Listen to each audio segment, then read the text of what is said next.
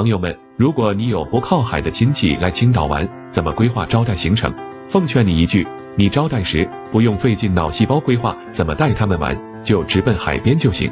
今天这个海边，明天那个海边，轮着来，保证他们乐此不疲。你带他们去看大海以外的景点也是浪费时间，因为他们根本不感兴趣。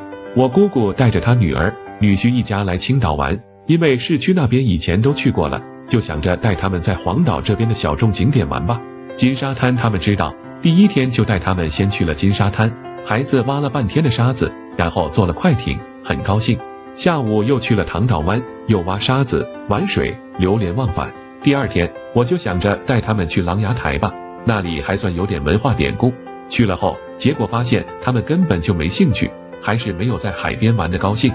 本想着有2个小男孩会对飞机、大炮感兴趣，下午就去海军公园吧。结果去了，根本不看飞机大炮，都没兴趣。看到海滩就又直奔海滩了，小孩子挖沙去了，大人玩水去了。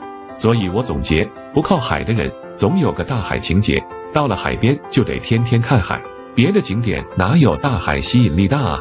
所以不用安排什么行程，就去海边完事了。